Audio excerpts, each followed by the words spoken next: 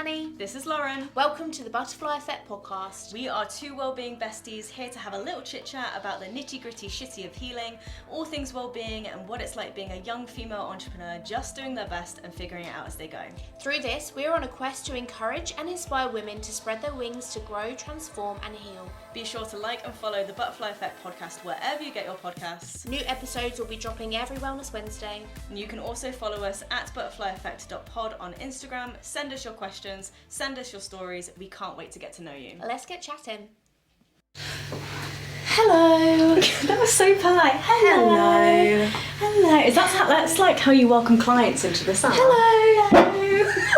Happy Wellness Wednesday. Happy Wellness Wednesday. Here we are again. Here we are. How are you? I'm feeling good. I'm excited because we've got pizza on the way. Oh, we have. If we do maybe hear a knock at the door, that would be it. Yeah. That would be our pizza. That's what's happening. We're having a really cute little night tonight. Oh. Pizza and pudding. Pizza, yeah. It's going to be a new thing. Well, we've already done that. We did that at the farmhouse. We did pizza over pot. So it is becoming a thing. It's a thing before we knew it. It's already happening. Yeah, that's really nice. But it's cute. It's going to be a really, really lovely recording sesh today because we're talking all things. And we've made a plan to not discuss. Oh, yeah.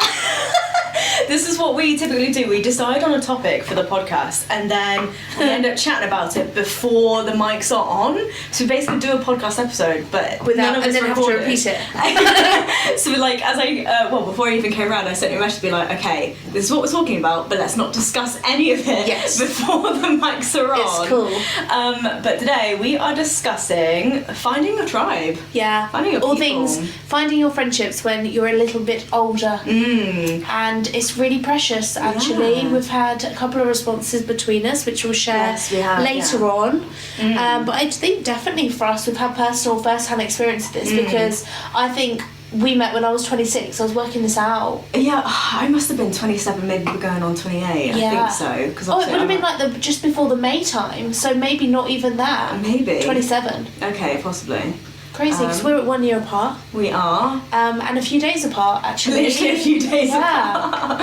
So your birthday is the 29th of October. And you are the 2nd of November. 2nd of November. So lovely. Scorpio soul sisters coming through. Scorpio season, baby. It's coming up. I love this time of year. Oh, me too.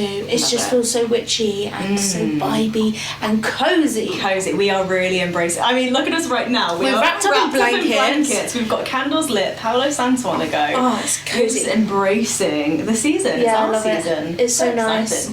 But yeah, in terms of like finding your friends as you're a little bit older, it's a very interesting dynamic because personally for me, I know I've felt like I've really had to hold on to relationships probably when I was like in my early 20s, hold on to relationships even if I knew they were not serving me. Yeah, sure. And you naturally grow apart. I think we need to normalise growth, normalise growing apart without...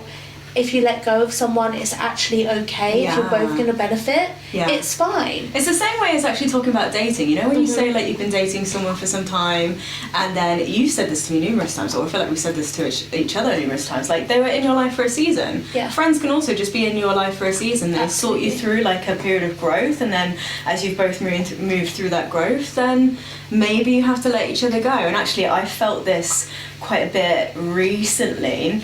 Because I think in the same way, like, I made some real close friends just after leaving school, and there was always this thing like, oh, we're going to be this group of 4 forever and ever and ever. But it does feel like now that we've kind of moved and gone on to do separate things, we're very spread out. It's hard to maintain. Yeah, absolutely. Trying to collate a date between 2 people is hard enough, let alone like a group of 4 to 6, right? So it almost feels like you're having to let people go so they can continue living their life, and like we can just watch from afar and be like, you know what? They are living the life that they really want to do, and actually you can still have that love for them even though they aren't directly involved in your life anymore. I think that's quite beautiful, actually. Same. Did you find that through uni as well? Because people may have come from near and far to do uni and then went off. I think what I found is like through school and through uni, you definitely make friends out of convenience. And it's once that kind of convenience ends, like school ends, university ends, once that convenience is no longer there, it's harder to maintain. So I actually found that I've actually just realising talking about it now, I don't really speak to anyone from school or anyone from uni.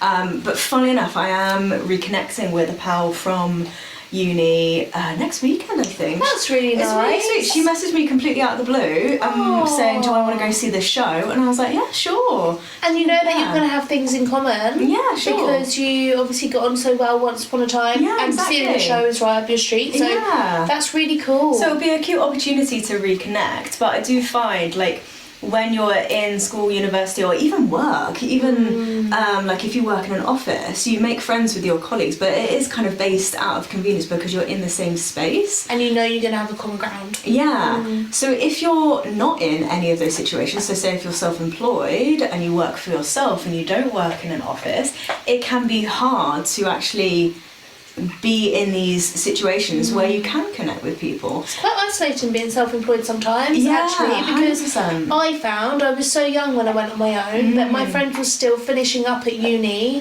They had a lot more free time than I did, so they almost went off in their own little group, my friends from school, and I remember for quite a period of time I was actually quite on my own. And my best friend lives in like Stevenage, she was in Biggleswade for a while, so that was, again, like we said, challenging, just trying to find time. She was in relationships and we had things to navigate, but always making a conscious effort is really important to like get those dates in, isn't 100%. it? But I remember being real lonely, and actually it's crazy, well, you might find the same, how you will find such a vibe with some clients, like they actually 100%. become pals and you do things outside of work and maybe not even touch upon work stuff with them because you're like, oh my god, we get on so good. 100%. I have found that a few times, and I completely agree with like the loneliness and the how isolated it can be when you perhaps start out a new business.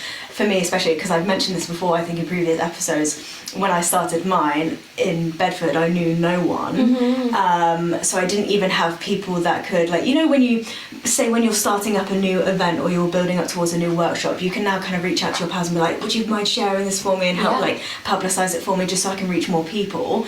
For me, I had no one to do that. So again, I felt that kind of sense of isolation and just really kind of having to like crawl through the mud almost to kind of find people and encourage them to hang out with me for a yoga class. But you get that, obviously, it's worth it, 100%. But it can feel incredibly isolating whilst you're muddling through it. And building up, for sure. I remember that time. And actually it was weird because even now, come to think of it, a few friends that I had in school, perhaps we'd have a few lessons together, we'd get on really well, then they would go off to their separate groups. I then found a few of them started coming in for treatments with me and we'd almost reconnect and then we got friendly again outside of work. So that was quite a cool journey actually. And it's something I actually love witnessing in class, and it's happened this year I think more so, where clients have come to class and they've kind of introduced themselves to others in the class and you see friendships being formed and you then start to see people do stuff like outside the class environment, meeting up with people. One of my old clients, she used to come to a class and then she'd invite people to like for a post-yoga coffee. Oh my god, I love it. It was so sweet to witness, and like some of them would go off to, I can't remember what coffee shop it was near Box End, but they'd go... Not the Mill? No, it's not the Mill, it's another one. I think it was, no, I don't know what it is. I've never been there. How lovely. But it was so sweet, and like because we have a WhatsApp group as well, and she'd sometimes put on the WhatsApp group saying like, oh, I'm going to yoga this morning, and then I'm going for a coffee later if anyone fancies joining me. And it was actually, she took the reins a little bit to create space for other people who are coming to class and perhaps are on their own and maybe looking to find their tribe, looking to maybe push themselves out of their comfort zone and finding others with similar interests. And it was just really nice to witness. That's really lovely.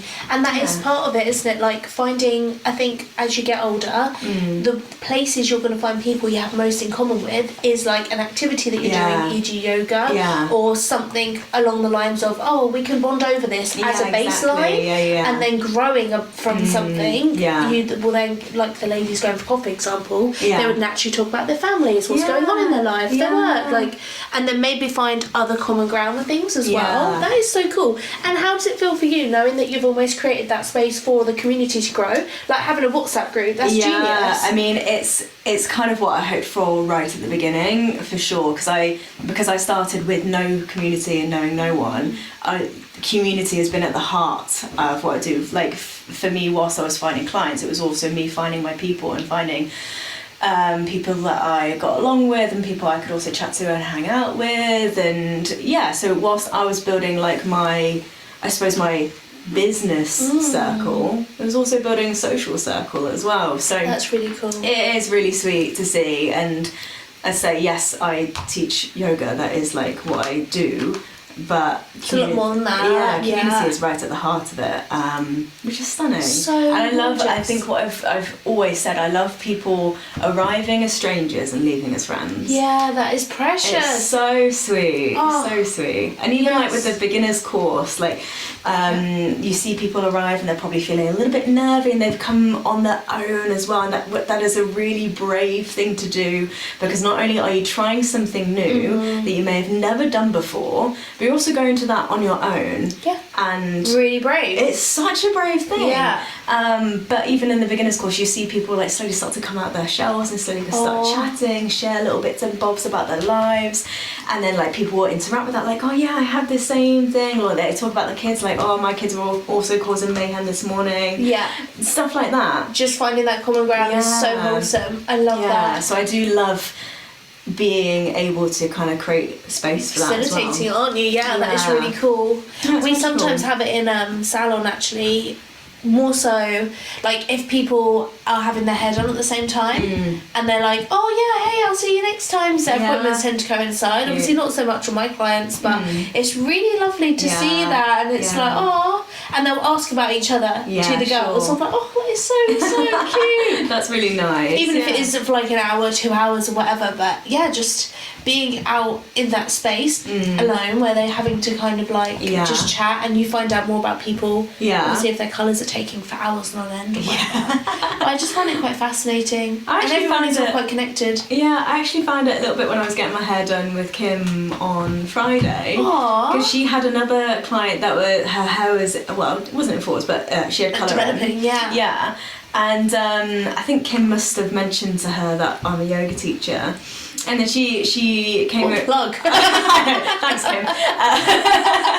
And then when she came back down and sat down, she was like, "Oh, do you mind like helping me out with like some yoga stuff, like with advice for this?" And we just got chatting, and it was just, again, Kim facilitated that. Yes, it was nice for me because I get to like talk about my business and what I do, but it's a perfect example of how you can create space for people to just have a bit of a natter, and share what they do, share their experiences. That's beautiful. But yeah, I don't know if I'll see that woman again, but she was lovely. So lovely. And it was just so sweet, So nice. We're both getting our hair done. So wholesome. I love it. And talking of work, actually, one of the, we put a little question box out today just to see what, if anything, had come back from that. And Kimmy had said work girls, because I know certainly for Kim as well, being on that self-employed journey from so early, she was quite lonely. Yeah. All her friends had gone to uni that she had from school. So it was very weird for me because I saw what I went through in my early days in her, and it was a difficult time. Yeah, sure. We both had kind of long-term relationships at the time, and that obviously helped because you naturally gravitate towards maybe hanging out with your other half's friends and stuff, but it can just be sometimes feeling a little bit like, oh, I have to be here, like you're not really my people, but okay. And yeah, it was very weird, but I know certainly for me and Kim, like having such amazing friendships had grown from work, like is beautiful. I've mentioned before, like Christina, we worked together, and that was a beautiful friendship that developed 'cause she was a bit older than me, so it was like, oh, let's navigate this. It was fun. And then she came to the salon with us, and then Jess came. So Jess, I actually went to school with. Amazing. Do you know if you knew that? No, I didn't know that. We were in the same year. Wow. Like, she might have even gone to Newnham with me, and then Mark Rutherford. No way. But she was kind of like, our year was split into two. Right. So it was opposite sets. We'd have like an A week and a B week, and they would alternate. Oh wow, that's so complicated. So complicated. I didn't know my head from my ass. Like, each week. I was so confused. So messy. It was so weird. But yeah, Jess was like on the opposite side of the school, so I knew her obviously, and we did end up at a few like house parties and stuff together, and events. But when Jess messaged Kim and said, "Hey, nice. I'm like wanting to go on my own. Yeah. Is there a chance of, you know, space? Yeah. Wow. Or did Kim might have messaged Jess? I don't know.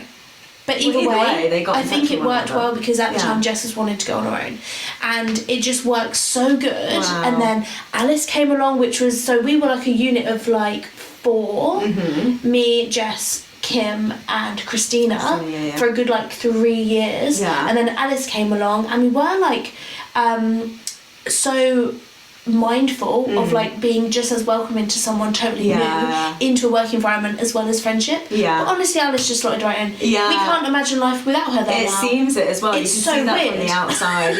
In a good way. I think it's so beautiful. I'm pretty sure we spoke about this before, but like the work environment you guys have created at that salon is just so beautiful. And actually someone said it today, one of your clients, so lovely. Who has started my beginners course, came over and she was just like, you know what, I just love the friendship that you guys have built. And she obviously was referring to me and you, but she mentioned Christina, because I think Christina does her nails, and like people really do see it. That's precious. I love that. People well, she even said herself she just finds it quite inspiring, which is just so incredible. So I think there's a real sense that everyone is in some way trying to find their people, and I still find it myself. Like, I still feel like I'm still finding my tribe. I'm still 100%. Finding my people. I find it fascinating that we don't yet know who our friends are going to be.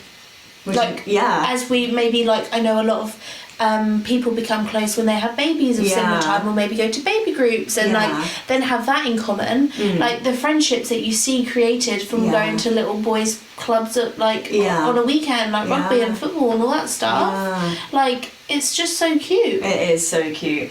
But I was thinking about this earlier when I knew we were going to be discussing this. Like, if I think about it, my circle is so small. Like, so tiny. I think I have probably 2 or 3 really close friends that I'm in fairly regular communication with. But other than that, it's mostly just kind of people that I know and like acquaintances and stuff like that. And actually that was a message that I got through on my question box, where someone was saying I seem to have a lot of like people that I know and a lot of acquaintances, but not many real close friends that I can actually like really talk to and really dive deep in with. And I think that's what people might be struggling to find, that those people that you can have these real deep conversations with. I suppose, what would be your advice in finding that and finding those people that you can have these deep open communications with? I would definitely say maybe testing the waters first, just to see how they receive some information and what you get back, because it's always interesting knowing if it's a response that is going to help you or an opinion. Ooh, do you know what I mean? So I would, maybe test the waters with something. If it's maybe like a new friendship, or you're not sure how it's navigating, like to give them a little bit of a snippet of information. And if it's something that's super helpful to you, and see its guidance. And see how they respond. I always find it really interesting. Say if there's something like weighing heavily on your mind, and you've got like there's someone there, but maybe you haven't spoke about things in that much depth. I find it really interesting, and I suppose this depends on how emotionally aware the other person might be. That makes a big difference in a relationship. If you're on the same wave, you can have really, really good conversations. I know. So if like you approach that person, you say like, oh, I've got this situation going on at the moment, and if they respond like, okay, do you want me to just listen? Do you want me to offer advice? Do you want to offer feedback or like an opinion? Or do you want me to just kind of take it in and absorb it and kind of hold it for you for a second? I think that's like that knowledge in being able to, because I think this is what people straight away do. They more often than not, they straight away want to offer solutions, they want to offer help. Yeah. But sometimes, I am that person sometimes, I'm so aware of it. Yeah, I'm that's such a solutional person. Yeah. But it's not always what's needed, yeah, right? sometimes it's actually a case of just listening.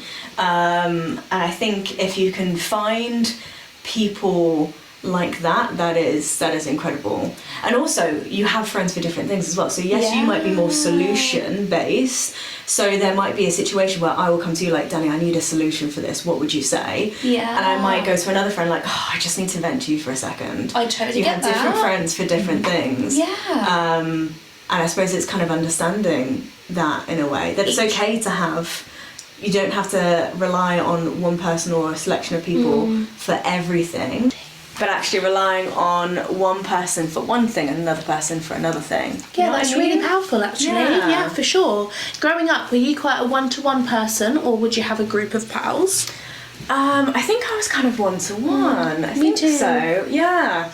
And actually, I've had this conversation with another friend of mine. She really doesn't like to mix her friends. Okay. So say, like, she's quite... I keep saying to her that she needs to have, like, a dinner party or a house party because she's got a really beautiful new place. But she says, like, oh, I'm not too sure about bringing, like, different friends together because she quite likes having them all separate. Interesting. Like, I understand, absolutely, but we all love you. Yeah. Like, yes, you have friends for, like, different reasons, but we all love you. And, like, I think she worries that, I don't know, maybe like people wouldn't get on, but the common denominator is you. So that's a bit of a risky thing I've done for a few birthdays actually. Yeah. I've had like a big breakfast, which is a great idea by the way. I know, a birthday breakfast. It's a Sunday morning. You always plan it when I'm teaching. I'm like, you bitch, you don't want me to be there. But it's such a lovely idea, and it is a bit nerve-wracking sometimes. You're like, oh my gosh, like I'm the common denominator, but some people might be a bit more outspoken than others, might be a bit more sensitive than others, but it always works really well. And I had such a lovely time about this time last year. We went to Bridges for a little breakfast day. I wasn't there. I had a really nice time. I'm glad you did. A lovely breakfast. I'm glad you did. But yeah, I suppose that is like a bit of an interesting dynamic, isn't it? And just hope that everyone gets on. Yeah, but I say, like, with you being the common denominator and it being your birthday, people are going to want to get along and just enjoy it for you. Absolutely. Yeah. Chippy's very chatty today. He's so chatty. It's been a bit of a rainy day and he hates going out in the rain, so it's been a bit of a challenge. That's okay. We'll try and get him to play with us. He'll be fine. A little bit. He's okay. So yeah, just finding people that you vibe with. Vibration is a big thing as well, because I don't know about you, but I do feel people's energy a lot. So if someone's really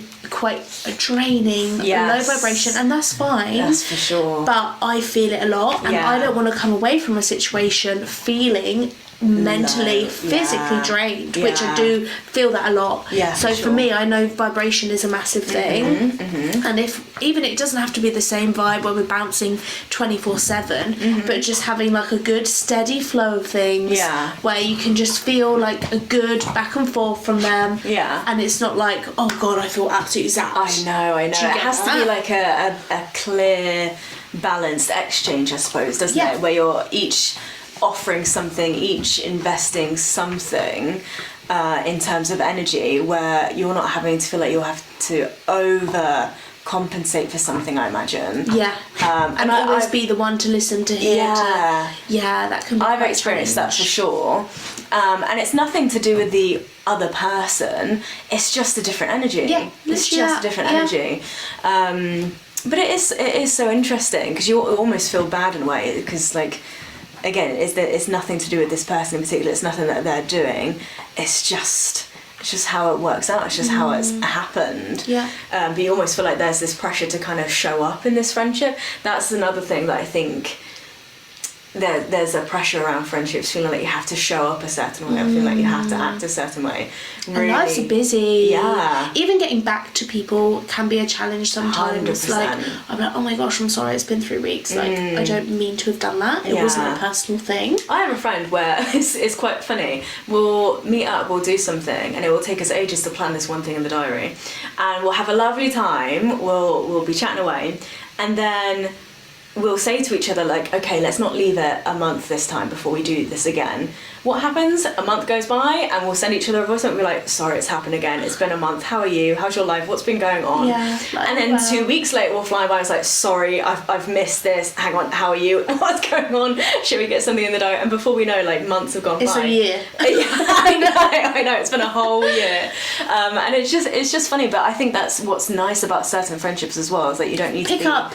I think that's how you know. If you can pick up on the foot where you left, and it doesn't matter about the time in between and whether you catch up, if it's a FaceTime, and like there's a lot of time constraints these days, so just going with it, and just knowing like, oh yeah, I'm not going to be judged by that person because I haven't seen them. That's a big thing as an adult. I think social media has another thing to answer for here, because I see so often, and this is what I've felt often. I think maybe I felt it more so when I came out of the big relationship, because then that was a real kind of need to find my tribe then, because, you know, my relationship, I'd been quite blind to everything else. I kind of prioritised my relationship over everything else, and I think that was a bit of a mistake that I made. But we're learning, we're growing.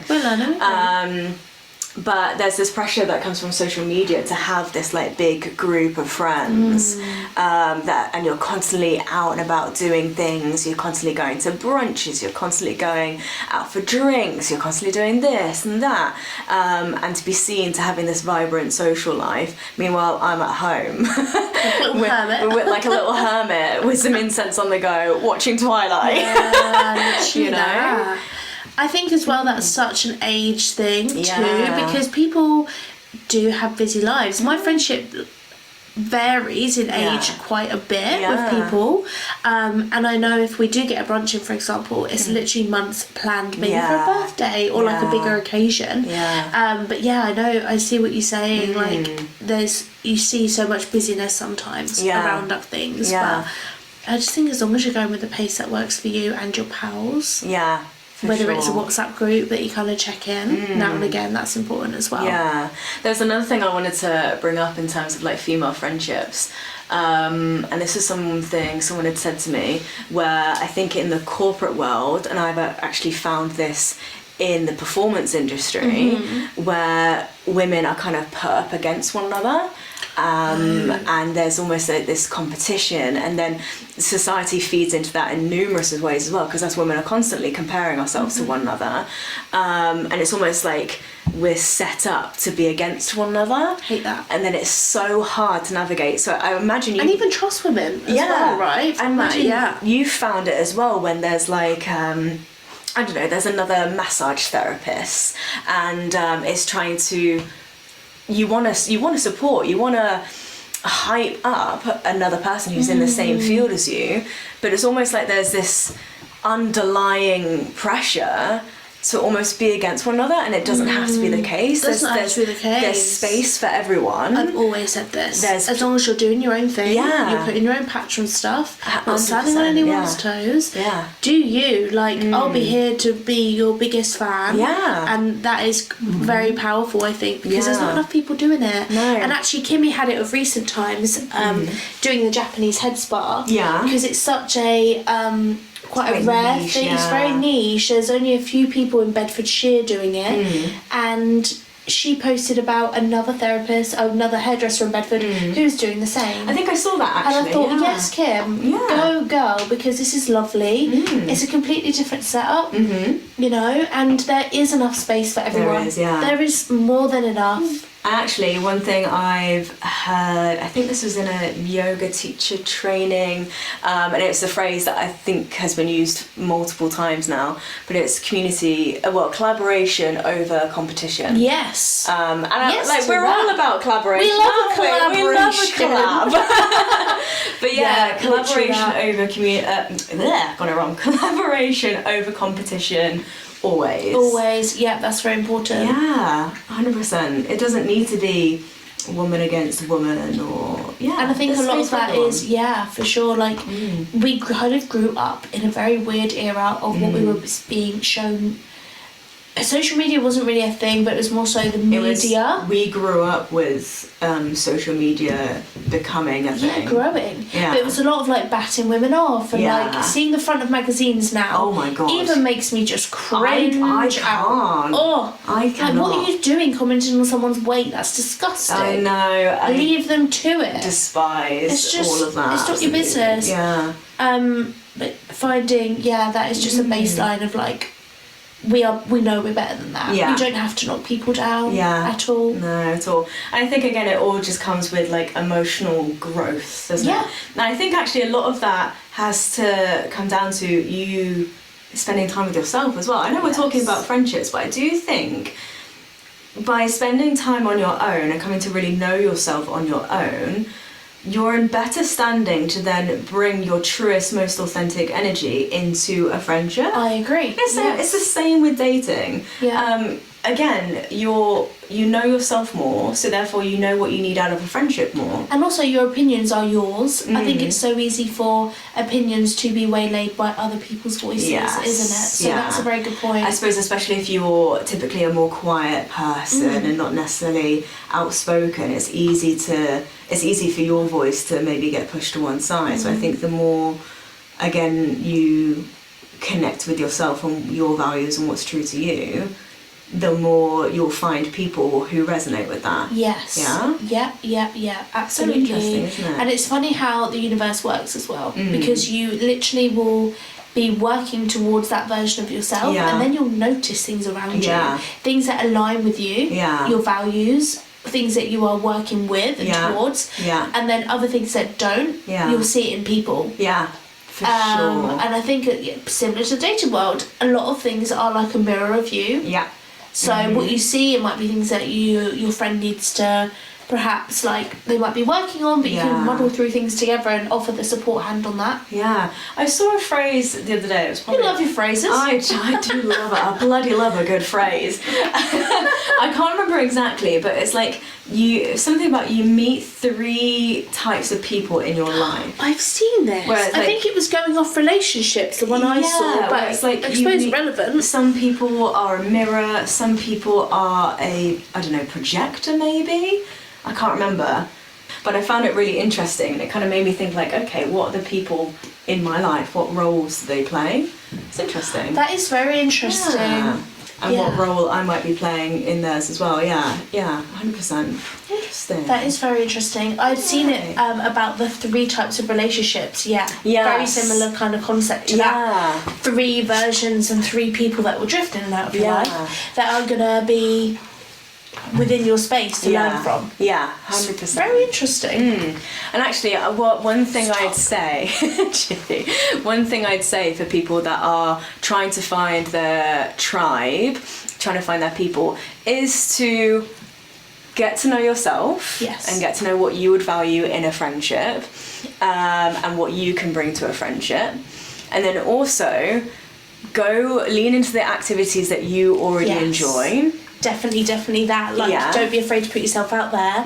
And if you are vibing with someone, don't be afraid to say, do you fancy going for coffee? Like, don't be afraid to slide into their DMs. Slide in, because Lauren did. I did. And look at us now. And then the third thing I'd say, if you are really struggling, and this is from something that my close friend did when she moved to a completely different town, she knew no one.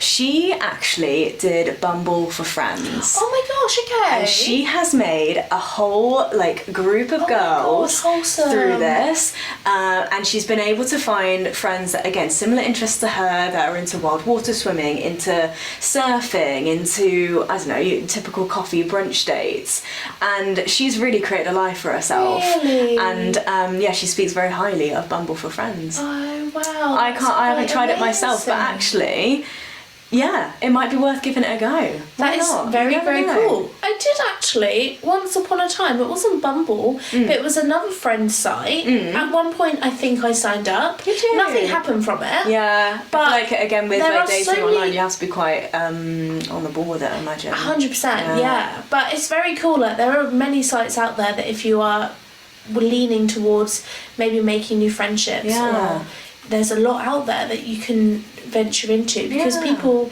move up and down the country for various reasons. So there's 100%. always going to be someone that's needing, they might have a really similar interest to you. Yeah, 100%. Do it. Cute. Do it, honeys. Find your tribe.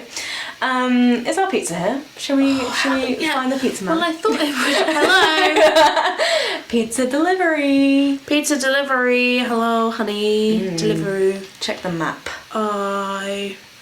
You did definitely order it, didn't you? Yeah, I did. Oh, it's in the kitchen. Cool. Okay, nice. Sweet. Less than a minute away. Oh my god, perfect. Love that so much for us. Alright, well our pizza is nearly here, so let's wrap this one up. Thank you guys. Thank you so much for listening to our Find Your Tribe app. Hope it was helpful in some ways. Hope it was helpful. Yeah, absolutely. And we're so grateful for our friendship that we've harnessed. Yeah. So don't be afraid, like if you are thinking, oh, this person would be really cool to hang out with, but I don't know how to navigate it. Just put the feel out there and say, if you want to hang out for a coffee or go for a walk or something, then please do. Beautiful. Do it. I actually love when people message me like that. And So say, do I'd really love to feel go honoured. for a coffee and just I love it so much. So don't be afraid to do it, huns. You never know what friendships are going to be built as a result. Yeah. Beautiful. All right, honeys, thank you so much for listening. Don't forget to rate and review, like and subscribe, all the things on Spotify, on Apple Podcasts, or wherever you might be listening. Chippy's just gone so mad for the pizza man, so thank you so much for listening. Follow us at butterflyeffect.pod. Pizza! And we shall see you soon. Bye!